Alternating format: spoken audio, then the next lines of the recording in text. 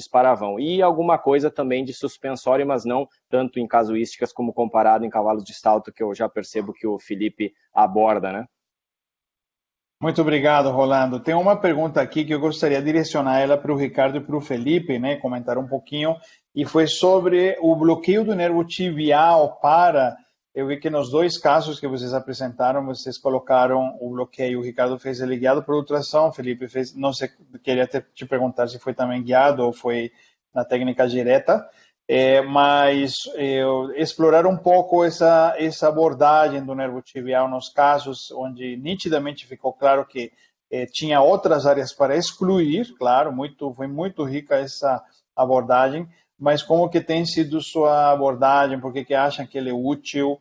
E Felipe, queria também te perguntar qual que foi a técnica utilizada. Então, acho que eu vou passar primeiro para o Ricardo e depois para o Felipe. Legal, Jair. Então, a gente sabe, né, que a região do tarso, né, é onde que diferencia aí, né, as claudicações altas das claudicações baixas, né? Então, eu realizo o bloqueio do tibial, procuro realizar o bloqueio do tibial guiado, né, para mim ter mais segurança do bloqueio, da eficácia do bloqueio, tá? E para mim identificar realmente se a manqueira é um pouco mais alta ou se é um pouco mais baixa, né? Porque nem no caso que eu apresentei, que o animal era positivo, né, das 3 flexões, a flexão do boleto, a flexão do tarso, a flexão da patela, né, de primeiro momento, o que me chamou a atenção e o que eu queria, né, de observação, de mais informação, era saber se essa claudicação estava mais alta ou se estava mais baixa, né? E o bloqueio do tibial é muito bem-vindo, né, e acaba me ajudando bastante, me ajudou nesse caso, me ajuda no dia a dia. Então, às vezes, eu realizo os bloqueios convencionais, né, de distal para proximal, né, mas cada dia mais eu tenho usado o bloqueio do tibial até pela facilidade, né, que a gente vai adquirindo com o tempo. Aí eu consigo saber se a manqueira é um pouco mais alta, um pouco mais baixa e direcionar mais o meu exame. Tenho feito dessa muito forma. Obrigado. Sim, muito obrigado, Ricardo. Felipe, queria te perguntar se exploraram um pouquinho também o bloqueio tibial, especificamente. Nessa época aí, o professor Jairo não tinha me ensinado ainda a fazer esse bloqueio. É um caso mais velho. Bom, eu acho que, obviamente, né, acho que é importante frisar aí as duas técnicas, né? A técnica que o professor Jairo usa, que o Ricardo utilizou ali, que é uma técnica um pouco mais alta do que a descrita pelo professor Denoir, né? Ele faz ali na região entre o gastrocnêmio e a cabeça do profundo, né? Ali naquela região mais proximal ao calcânio. E só que ali é uma região que você não consegue fazer ela com a probe linear. Ali é impossível, não tem espaço. Se você não tiver uma probe microconvexa, fica realmente muito difícil de fazer. No caso, né, que eu mostrei, eu fiz o bloqueio às cegas, né, com o membro em flexão e fazendo acesso pelo aspecto medial. Funciona também, né? Obviamente que você tem que, né, você corre o risco ali de você estar depositando um anestésico, mesmo que em quantidade grande para certificar que vai ser efetivo. Você pode depositar fora daquela face que recobre o nervo e você não ter uma assertividade, né? Mas é um risco que corre. Obviamente que, né, sempre, quando possível, fazer o bloqueio guiado, independente da técnica, ela é muito mais segura, né? Para você realmente ter certeza que vai funcionar. Muito obrigado, Felipe. Uma pergunta aberta para todos, eu vou também até dar uma opinião nessa pergunta, muito boa, aliás, o Carlos Anselmo, ele perguntou, gostaria de gerar a discussão do uso dos bifosfonatos associado à infiltração com metilprednisolona nos casos de degeneração articular severa, pensando no aspecto em que a lisis óssea é um ingrediente ativo para o progresso da anquilose articular. E se o uso de bifosfonatos não seria antagônico a ela? Né? É uma ótima pergunta. Então, o que ele quer dizer é realmente por que utilizar bifosfonato nos cavalos que a gente vai injetar corticoide, onde o bifosfonato ele acaba bloqueando a lise, sendo que o corticoide ele está promovendo também a lise, provavelmente dito entre aspas, né? Não sei se alguém gostaria de comentar, eu depois gostaria de comentar também. É uma pergunta muito interessante. Obrigado, Andressa, por favor. Bom, eu acho assim que o corticoide ele tem um efeito anti-inflamatório importante, o que vai somar juntamente, obviamente, com o fosfonato, e a ação dele, no caso de degeneração, uma erosão no osso subcondral, né? E aí, com isso, obviamente, a estimulação e a progressão com a anquilose no futuro, né? E tem um efeito anti-inflamatório e tem um efeito contralateral, que é a erosão. Mas ele não vai agir exatamente no osso trabecular, que é muito próximo, seria esses milímetros distantes da borda articular. O que tem fragilidade óssea, a gente viu com o meu caso, que tem fissuras, que tem osteonecrose, não só no osso subcondral, mas também no osso trabecular. E aí que entraria o bifosfonato para fortalecer essa região óssea, para voltar a uma biomecânica de estabilidade articular, né? Evitar essa porosidade, né, que está causando a fragilidade. Esse é meu raciocínio. Sim, não, concordo 130% com a sua colocação. Eu acho que ia comentar exatamente que o foco do corticoide é tentar tirar os benefícios maiores de cada medicamento. A gente aproveita o efeito colateral maléfico, entre aspas, que seria a condrotoxicidade, para acabar de destruir a cartilagem, ao mesmo tempo que causa uma analgesia, por bloquear os efeitos inflamatórios das articulações distais do tarso. E ainda, o bifosfonato não só tem um efeito de reduzir a lisis, como principalmente um grau de analgesia também. Então, literalmente, a gente está contribuindo com a melhora clínica do cavalo. Eu acho que é uma ótima pergunta, mas concordo 100% com a Andressa na colocação, é uma ótima associação também. Eu faço questão de injetar esses cavalos, mesmo sabendo que eles vão acabar, às vezes até demorando um pouco mais, mas às vezes até o corticoide pode acelerar um pouco o processo, né? Exatamente por essa condrotoxicidade. Muito obrigado, Carlos, pela ótima pergunta. Muito bem. O Murilo pergunta se os bifosfonatos eles se utilizam também como tratamento local, no caso do esparadrapo, ou apenas sistêmico. Eu não sei se o Murilo quis dizer local como perfusão regional, né?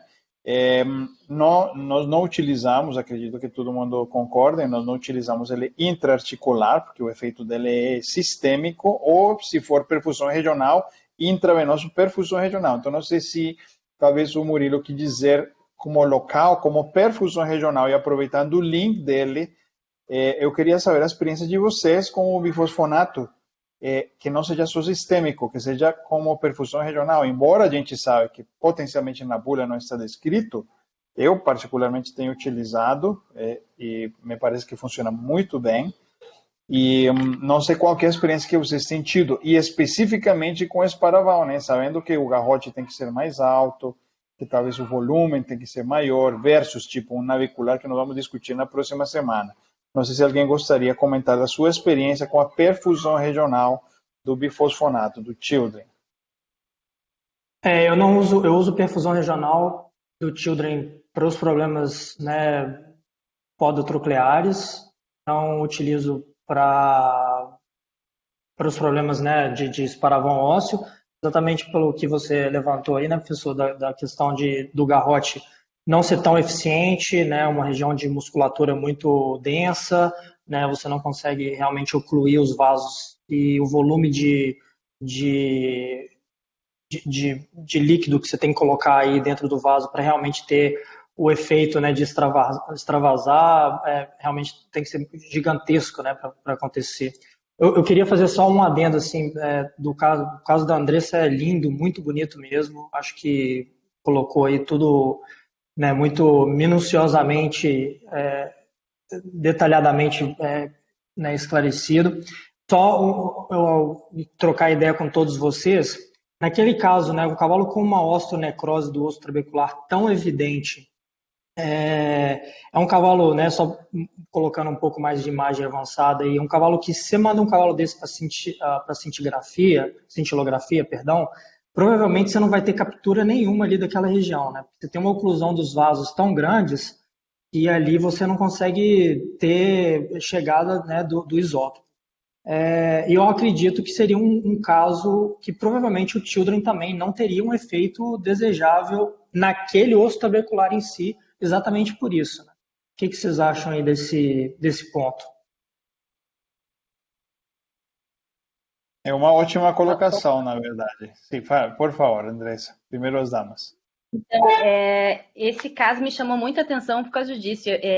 Eu fiquei muito impressionada com a oclusão vascular que a gente identificou, sabe? Dava para ver que a proliferação óssea impedia o fluxo e o trajeto normal do vaso. Infelizmente, as imagens não puderam magnificar isso, mas é bastante impressionante. Por isso que o meu raciocínio cirúrgico, né, e obviamente se confirmou com a necrópsia, tudo fica mais fácil quando a gente faz necrópsia, era que o ideal teria sido ser a artrodese cirúrgica com as perfurações e depois possivelmente associar com o Children. Mas eu acho que se não tivesse perfuração para esse caso especificamente, eu não imagino nenhum tipo de terapia teria efeito, né? Exatamente pelo que o Felipe falou. Eu acho que até, para mim, o take-home message desse caso foi quanto a gente pode ter de oclusão vascular em casos de osteonecrose. Impressionante. Obrigada. Bom, ótima colocação. Essa pergunta do Felipe é uma pergunta muito importante. Eu particularmente, não tenho visto nunca uma cintilografia de um cavalo com uma radiografia como essa, porque se sobreentende que a clínica vem dali, né? Então, às vezes, não tenho tido a experiência de ver isso, né? E outra coisa que eu colocaria seria, por exemplo, no caso da Andressa, não sei quanto de alteração da superfície articular ela foi realmente totalmente fusionada e quanto ainda estava permeável, porque se eu coloco, por exemplo, o caso meu, vocês viram que no caso meu tinha uma exostosis muito grande e já tinha perda do espaço articular do lado medial, porém a clínica dessa égua era uma clínica que no histórico se citava que era pior, e à medida que ela foi se anquilosando, a clínica foi melhorando, certo? Então, aí a gente levanta a questão aí de radiografia versus movimento e versus de onde vem a dor. Porque um cavalo, por exemplo, como o cavalo da Andressa, que ele não tinha espaço, eu me perguntaria, será que o grau de dor tão severo do caso dela versus o caso que eu tive era porque ainda tinha pontos de movimento articular? E se ainda tinha pontos de movimento articular, será que ainda tinha perfusão vascular ainda nesses pontos que não tinha tanta necrose, que potencialmente um bifosfonato pudesse agir? Essa seria uma pergunta que a gente levanta quando a gente vê uma radiografia, né? Não sei se me fiz entender a ótima discussão aí que o Felipe levantou. Tá? O que vocês acham? Jairo, eu em prática, tendencialmente, às vezes que eu usei o bifosfonato para casos mais avançados, com muita lise, muita alteração, eu não tive tanto efeito como eu tenho quando eu já faço a agressão, né? No meu caso, especialmente a química, que é a que eu utilizo, né? Eu tenho utilizado mais o bifosfonato sempre de forma parenteral, nunca utilizei em perfusão, em jarrete, e sempre, geralmente, quando eu tenho alterações mais leves a nível de alteração de densidade, um pouquinho de alteração de arquitetura óssea, osteófitos, e aí eu tenho um efeito mais prático, pelo menos clínico, né, nos cavalos que eu atendo. E, de fato, quando eu tenho alterações muito severas, eu não já utilizei, mas não achei nesse aspecto o resultado que eu esperava, como em casos mais leves. Aí eu prefiro realmente ou fazer a situação de anti-inflamatório de depósito mais agressivo ou propriamente a artrodese química, né? Certo, obrigado, Rolando. E a gente sabe que a gente acaba fazendo um complexo de terapias, né? E acaba sendo um jogo, né? Eu tento isso sabendo que o diagnóstico é dali, daí a abordagem que, por exemplo, tiveram, né, em vários casos que vocês mostraram sobre o bloqueio articular, né? Porque tem casos onde nós temos sinais radiográficos e não sempre a dor vem daí, ou pelo menos a grande parte da dor. E eu faço esse link desse comentário com uma pergunta do Javier, de México, mandamos um abraço grande para ele. E ele cita assim, o Javier cita assim, tem alguns casos de esparavão que eles não claudicam mas tem alguns sinais radiográficos que eles aparecem. O que vocês fazem? Vocês tratam ou vocês preferem bloquear para ver se realmente vem a dor dali, que a claudicação vem aí, sempre trata, não trata, ou faz o bloqueio, diferencia, um caso similar ao caso que o Ricardo mostrou, ou como é a conduta que vocês utilizam, por exemplo, vocês sempre são só positivos no tarso, ou vocês fazem questão de ter uma radiografia, por exemplo, positiva, e mesmo assim, tendo um parâmetro de uma radiografia positiva, a gente trata mesmo o foco da dor venha de outro lugar. A gente sabe que é bastante comum, né? Eu acompanhei, bom, a Andressa com certeza, Felipe, Ricardo, todos vocês têm visto isso rolando.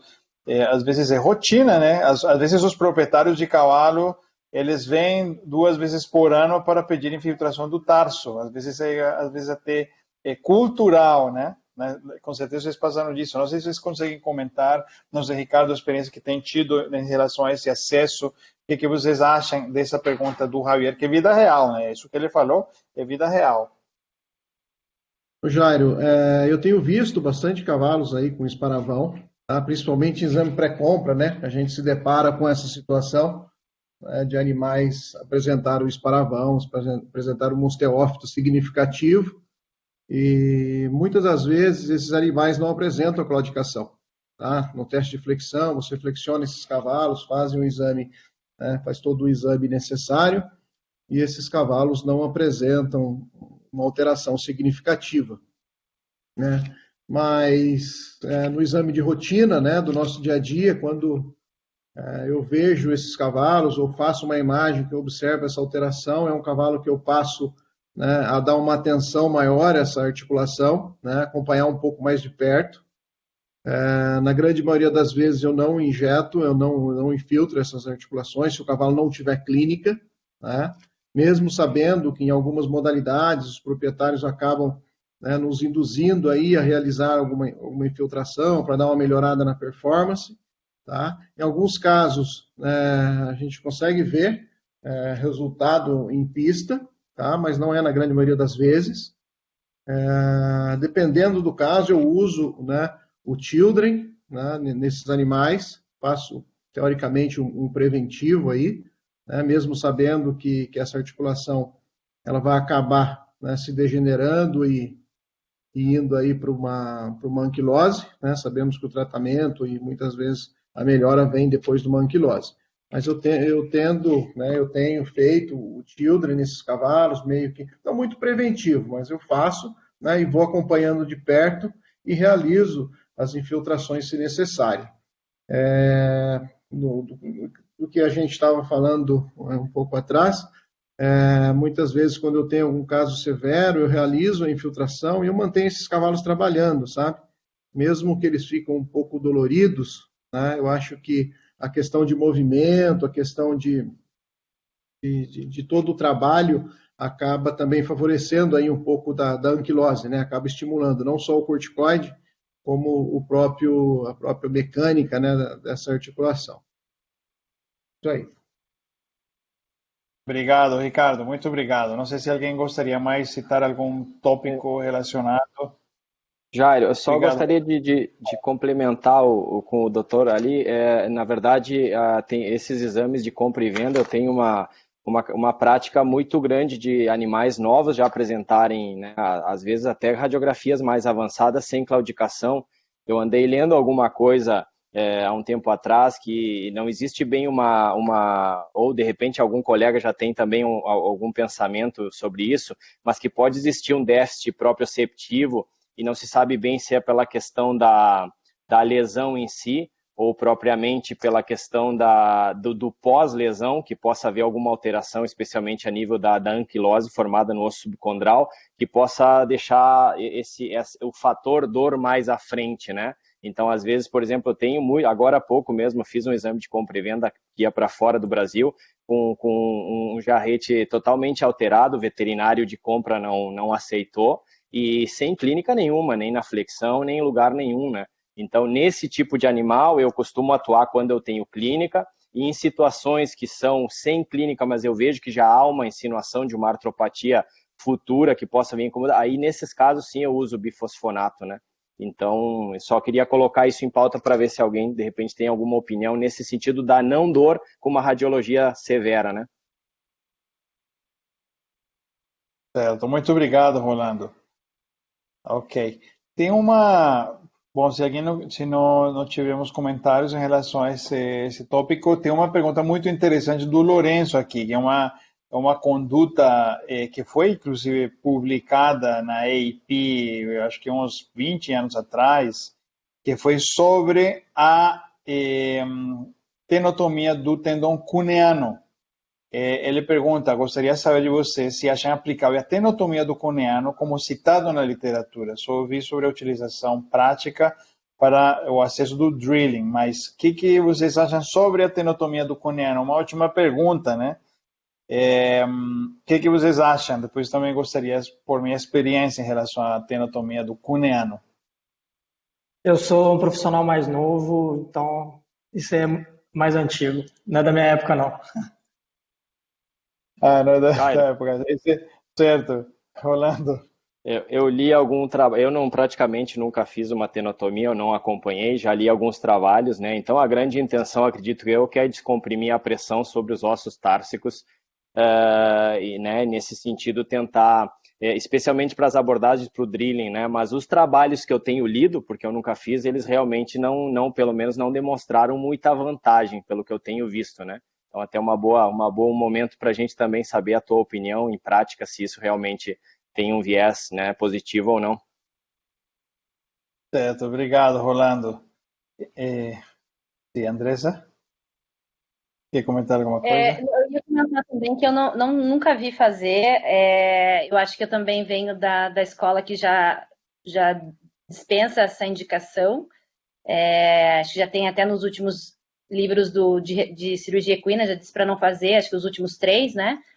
Então, eu nunca tive experiência. E também, assim, dissecando algumas peças, você vê que geralmente não teria tanto efeito no meu raciocínio, mas não sei o que você pensa sobre isso.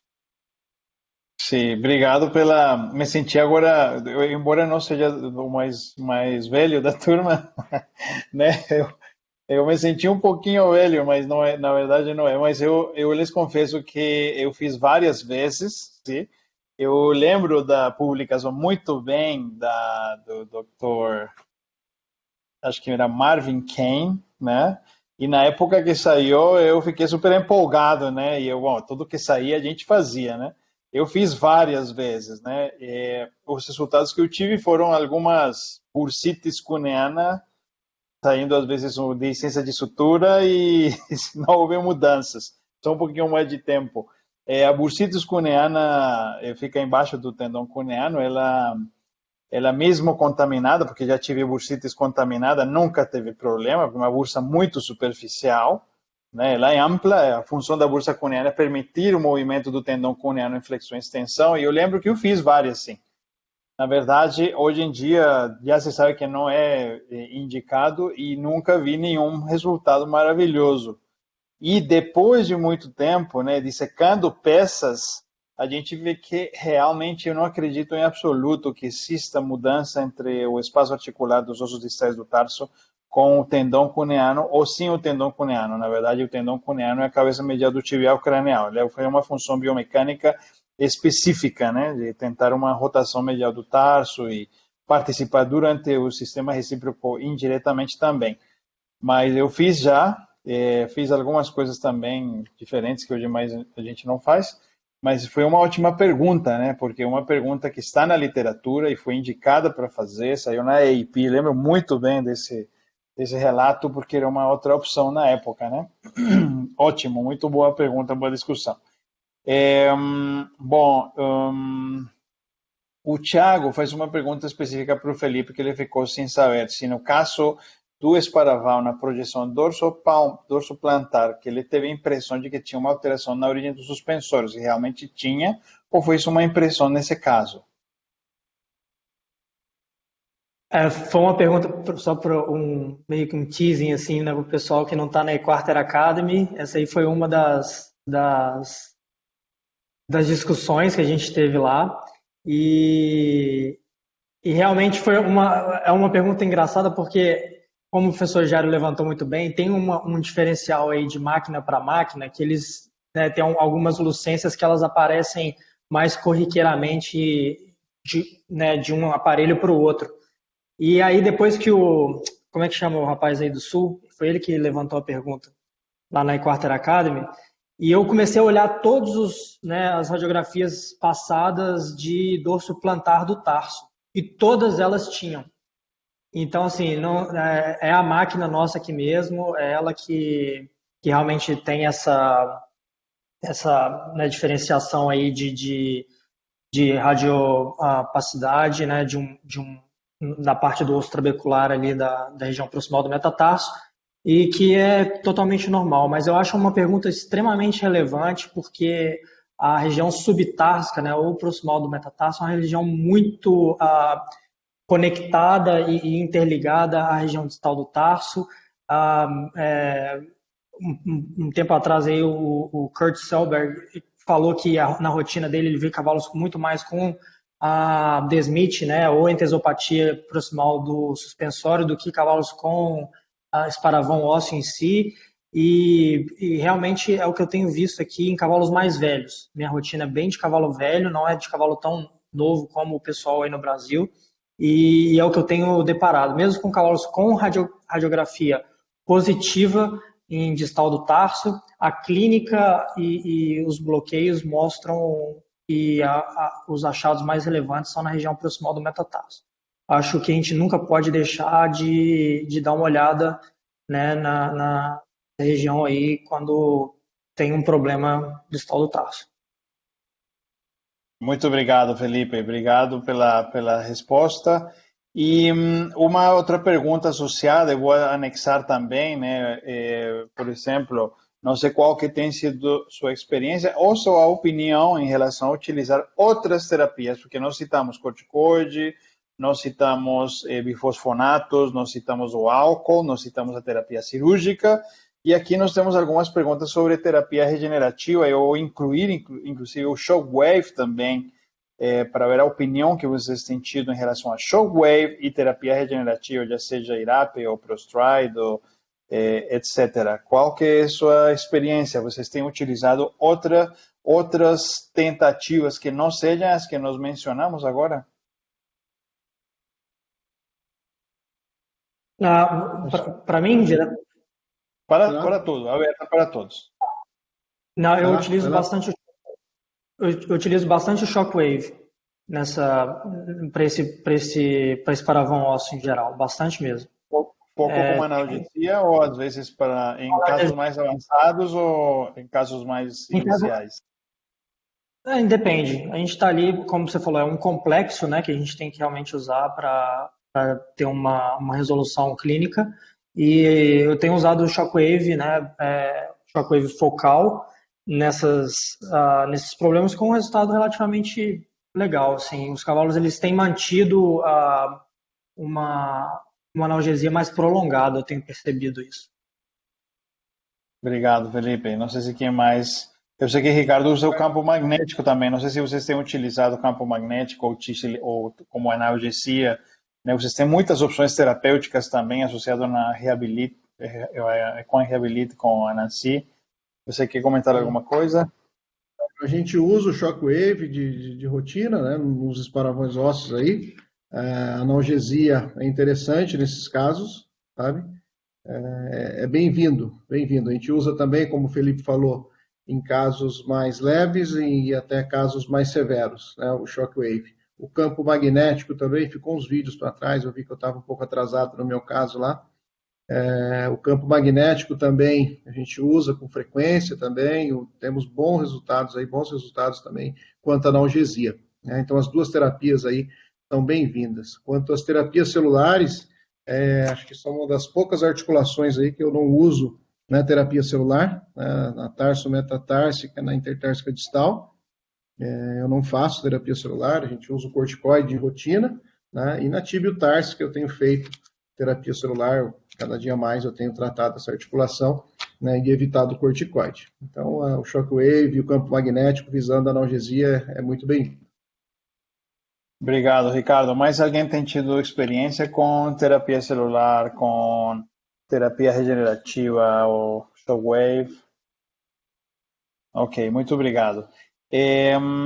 Bom, uma pergunta que eu queria levantar, eu também comentei, assim, já tentei várias coisas antes, mas vocês têm utilizado ácido hialurônico em tarso distal ou sempre optam por fazer corticoide mesmo não sendo de depósito na sua prática?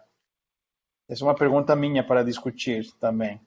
Eu já tentei várias coisas também, já cheguei a utilizar, mas queria saber a opinião de vocês. Bom, eu começo então. Eu particularmente já o ácido hialurônico só na mais proximal, né? Tibiotársica, de repente sim, esse acesso, mas as mais distais geralmente não. Especialmente em situações que eu tenho já aproximação ou contato, né, de ósseo, né, expectando que ali realmente já não exista mais uma cartilagem articular presente ou pelo menos em vigor para receber uma ação de um ácido hialurônico. Então, eu realmente não tenho utilizado e não faz parte da minha prática, né? Geralmente, em algum momento, uma terapia anti-inflamatória, a maior parte das vezes de depósito, em alguma que outra situação de não depósito, mas geralmente eu atuo por aí. Então, seria a minha casuística e minha prática. Muito obrigado, Rolando. Eu cheguei a utilizar também em alguma época, bem antes, né? Mas a gente vê que o Ricardo comentou, uma articulação um pouco ingrata, né? Em termos de clínica, pouco espaço, e a gente nunca vai comparar o efeito do ácido hialurônico em termos de efeitos SMOD, ou seja, tirar a dor versus o corticoide, né? Mesmo fazendo corticoide não sempre de depósito, mas eu cheguei em uma época a utilizar um pouco de ácido hialurônico nessa articulação. Mas a rotina também minha também é corticoide mesmo. Eu tive Beleza. fora esses tempos, né, Jair? Eu vi algumas pessoas usando ácido hialurônico em baixa, né? Diminui a dose e usa, sabe? Mas eu também não vi muita diferença e também não souberam explicar, sabe? Não me deram uma explicação conivente aí. Acabou que eu não fiz também, mas eu já vi algumas pessoas usarem, sim. Muito obrigado, Ricardo. E uma última pergunta do Charles. Charles perguntou, bom, antes um comentário aqui do Daniel Lessa, grande profissional do Rio, ele deixou um recado, parabéns a todos, a Jairo Baiti, todos os palestrantes pelo alto nível do evento. Muito obrigado, Daniel, em nome de todos. E uma pergunta do Charles. Boa noite, gostaria de escutar a opinião dos colegas sobre os efeitos das infiltrações subsequentes de álcool no desequilíbrio entre o catabolismo e anabolismo sinovial, ou seja, as agressões sinoviais antes da anquilose. Se alguém gostaria de comentar a opinião em relação à pergunta do Charles.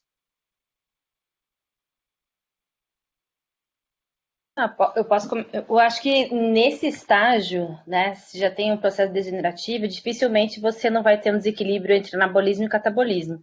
Mesmo que tenha sido feito anti-inflamatório, então vai estar sempre favorecendo o catabolismo. Isso é um processo claro, já que a gente vê nitidamente a evolução e destruição articular. E no caso de fazer a anquilose, seja ela cirúrgica ou química, eu acho que não vejo muita diferença em que estágio que se encontra, pelo menos no meu entendimento, porque você vai estabelecer um novo processo, né, de destruição articular que vai fazer uma neovascularização depois e tudo mais, né, seja ela cirúrgica ou química. Esse é meu raciocínio. Eu acho que não faz tanto, não interfere tanto estar em catabolismo. Se é isso que eu entendi da pergunta. Sim, muito obrigado, André. Sim, eu concordo totalmente, exatamente isso. Já nessa fase, potencialmente a sinovia também deve estar em uma situação totalmente anormal já, né? Ótimo. Bom, eu quero agradecer demais. Nós estamos já faz 2 horas e 40 minutos. Acho que nosso tempo programado de apresentação de caso clínico foi ótimo e a abertura foi mais ou menos equilibrado também com a parte de perguntas e respostas. Eu fico muito feliz aqui de estar mais uma vez com este grupo, experiências variadas, casos clínicos diferentes, acessos articulares, bloqueios perineurais, bloqueios guiados por ultrassom, casos bem-sucedidos, casos que terminaram em mal-sucedidos, com muito aprendizado, casos da vida real. literalmente é fantástico. Eu me sinto uma pessoa extremamente privilegiada de estar aqui no meio destes grandes profissionais e amigos que agregam tanto à comunidade e sempre também destacar a participação da CELA se preocupando com agregar informação, condensar informação e espalhar informação, né? Sem nenhuma intenção estratégica de outra forma, além de que é principalmente focada na educação e focada em agregar, principalmente para todas as pessoas que usufruem desse conteúdo.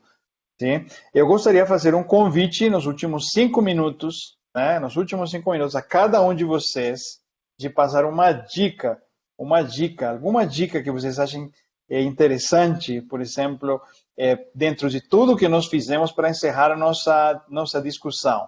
Então, eu vou dar um minutinho de uma dica e pensem nessa dica, que seria uma forma legal de terminar, e eu quero passar antes disso a palavra para a Vaiti, para fazer umas considerações, e depois nós vamos encerrar com nossa dica. Então, enquanto isso, Vaiti, muito obrigado por permitir essa troca de experiências e informações. Um privilégio estar aqui com vocês, com a CELA, sempre parceiros, e apoiamos 100% toda essa comprometimento com a educação continuada aqui no Brasil e as pessoas de fora do Brasil. Depois eu te retomo a palavra para passar a dica e nos despedir. Muito obrigado. Eu que agradeço, né? Foi um sucesso, como sempre. A gente apanhou um pouquinho da ferramenta, inclusive alguns aprendizados que para o próximo a gente vai conseguir evitar, que é a questão da resolução, o vídeo, uns segundinhos a mais, o vídeo já fica disponível para ver, então a gente vai com um pouquinho mais de calma com a ferramenta e ela promove aí os efeitos dela. Eu diria que como você falou, né, que os casos da vida real, né, a Seva mostra como a vida como ela é, né, porque realmente o que vocês nos mostraram aí são os bastidores, e volto a falar, igual eu falei nos primeiros encontros nossos, né, de que vocês, eu me sinto privilegiada de poder fazer parte disso, porque vocês mostram realmente o que acontece, né, e embora o mercado de e-commerce seja um mercado fechado, ou dizem que é fechado, né, vocês não têm nenhum, né, abrem mesmo a experiência, contam todos esses momentos do antes, do durante, do depois, e isso enriquece muito, né, enriquece muito o nosso bate-papo. Eu posso dar uma dica? Eu faço parte da dica, não? Claro que sim. Não, minha dica, na verdade, do lado de cá, né, pelo laboratório, é que eu convido a todos para seguir as orientações de bulas, seguir orientações de trabalhos científicos e também das pessoas que têm experiência com os produtos, né? A gente vê que, muitas vezes, um erro de uso, ele acaba com uma imagem de um produto que, na verdade, está sendo usado errado, né? Então, aconteceu isso com o Tilden num período anterior, aí uns 2 anos atrás.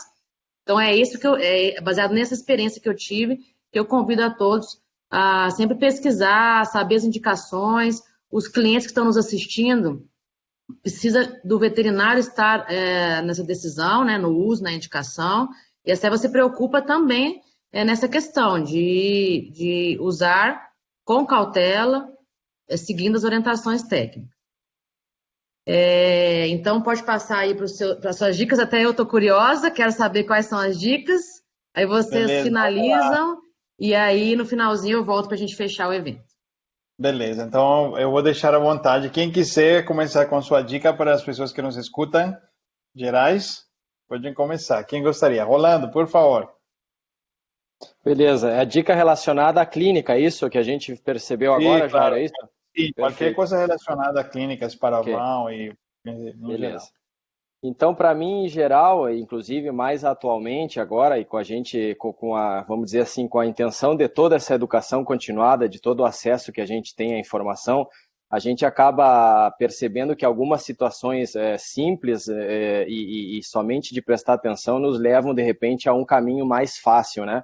Então, eu deixaria de dica a todos os veterinários, até porque eu tento também me aprimorar nesse sentido, em prestar atenção no que referem a duas situações clínicas básicas, que são a clínica estática contrastada com a clínica biomecânica. Então, a partir do momento que eu comecei a prestar mais atenção e não me intencionar ou me sugestionar diretamente a uma patologia, ou seja, enxergar só um esparavão ou enxergar só um navicular, eu comecei a contrastar e a ver detalhes que nos insinuam realmente ou facilitam esse caminho. Por exemplo, hoje, uma situação de uma depressão glútea do lado da lesão, uma insinuação medial da articulação e todos esses aspectos que de repente já te insinuam ou pelo menos te dão mais base para poder confirmar um diagnóstico, claro que depois associado ao que a gente tem de possibilidade técnica como imagem e tudo mais. Então deixaria essa dica para o pessoal realmente levar em conta esses dois fatos simples, mas muito relevantes. Obrigado, Rolando. Muito boa dica. Muito obrigado. Ricardo, por favor. Vamos lá. Então, Jairo, o que eu deixo de dica aí para o pessoal é que seja minucioso no seu exame clínico, né? Não subestime nada, não hiperestime nada, né? Tome cuidado aí com as imagens, com a clínica, né? Então, seja bem rigoroso, né? Tente seguir uma conduta, né? Não deixar nenhum cabo solto, como a gente diz, né? No exame, né? Às vezes a gente subestima, né, uma região e deixa de avaliar, deixa de bloquear, deixa de fazer uma imagem, né, e isso no final do exame, né, pode fazer falta e você ficar com uma dúvida aí que possa ser significativa, né? Então a minha dica é não deixar nenhum cabo solto e seguir aí uma conduta, uma rotina diária. Valeu, Ricardo. Muito obrigado. Ótima dica também. Cabos soltos têm que ser amarrados. Mais alguém que gostaria de compartilhar sua dica? Muito obrigado, Ricardo. Pode ser eu. Bom, por favor. Façam ultrassonografia do ligamento suspensório do boleto na região proximal. Essa seria a minha dica. Obrigado, Felipe. Ótima dica. Muito bom. Muito obrigado. Andressa. Bom, para encerrar, eu queria dizer que o esparavão é um desafio, né? Nem sempre vai ser como você espera. E lembrando que a clínica é soberana, né? E a gente tem que cada vez mais aprender a ler o nosso paciente, ler o cavalo e interpretar nossos achados com muita cautela.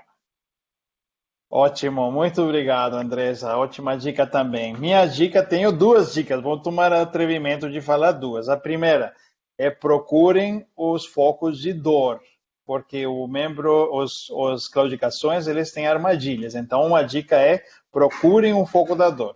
E a segunda dica é que no dia 13 de julho, segunda-feira, nós vamos ter outro encontro. Então, a dica é assista no nosso encontro, porque nós vamos discutir de navicular e vai ser um bate-papo fantástico, vai ser muito bom. E eu estou mais uma vez muito feliz de estar aqui com este grupo, um grupo animado, competente, com vontade de compartilhar, que vocês não imaginam tudo que nós fazemos aqui nos bastidores para organizar. O Felipe está de madrugada, o Ricardo não trabalhou de longe para estar junto, o Rolando está em competição, a Andressa sempre disponível. E dizer, isso tudo para todos vocês. Muito obrigado a este time, um time sensacional. Baiti, mais uma vez, representando a todo o time da Seva. Muito obrigado por proporcionar isso não só para nós, como para todas as pessoas que usufruem desse conteúdo. E sendo assim, eu vou me despedir e passo a palavra de novo para ela e também deixar o momento de despedir todo o grupo hoje. Muito obrigado, passo a palavra para todos vocês aí. Ótimo, acho que pode cada um então finalizar. Na verdade, não é uma despedida, né? É um até breve, né? Até semana que vem. Então, se todo mundo quiser finalizar aí com uma fala, eu fecho depois no final. Pode ficar à vontade a turma de novo. Bom, eu queria agradecer, uma honra estar aqui, né, dividindo a mesa aí com esses profissionais realmente de ponta. Obrigado, Seva e Quarter, né, pelo convite. Um prazer muito grande. Realmente um até breve, né? Semana que vem, acho que semana que vem já tem outro, né, assunto extremamente relevante e realmente, né, é sensacional ter, né, a gente chegou a ter 100 pessoas aqui na sala assistindo a gente e é muito gratificante mesmo. A gente aprende muito com as perguntas, aprende muito com a vivência de cada um, e isso é o que mais importa. Muito obrigado, boa noite a todos. Legal. Queria agradecer a todos também, de coração aí, a todos vocês, ao professor Jairo, né, por essa oportunidade de estar aí participando, compartilhando um pouco, né, e vivendo um pouco dessa educação continuada, né? Então, cada dia mais a gente envolvido com a educação e isso eu acho que é primordial, tá bom? Então, obrigado a todos, de coração. Para mim é um privilégio, né? E até a próxima. Até a próxima a gente volta a se reunir. Um abração.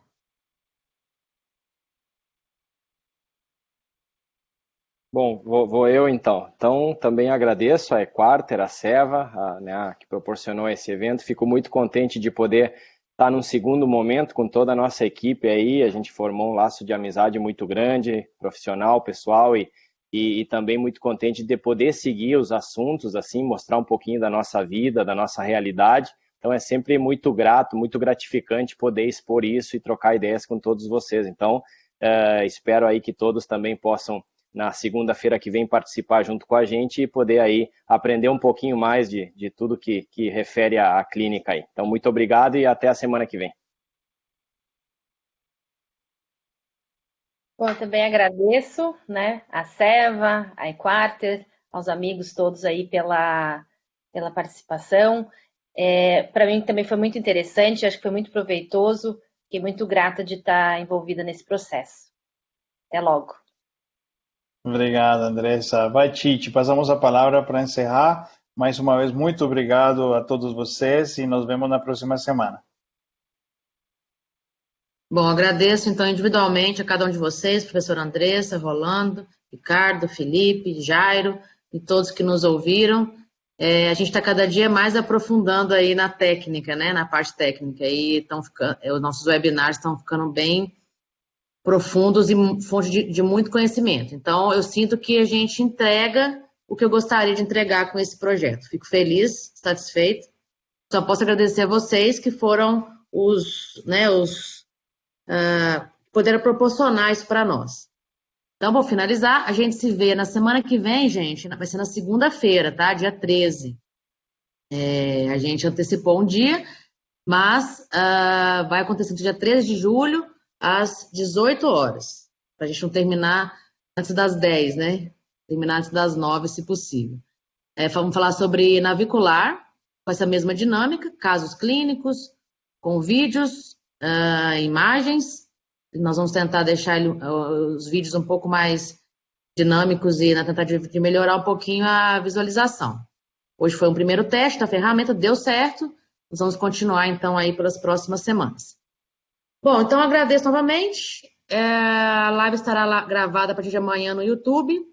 Quem quiser, é só procurar no YouTube depois o webinar Seva Compartilha, parte 2, casos clínicos para vão ósseo. E a gente se vê então na semana que vem. Um abraço para todos. Até a próxima. Obrigada. Tchau, tchau. Obrigadão. Tchau, tchau.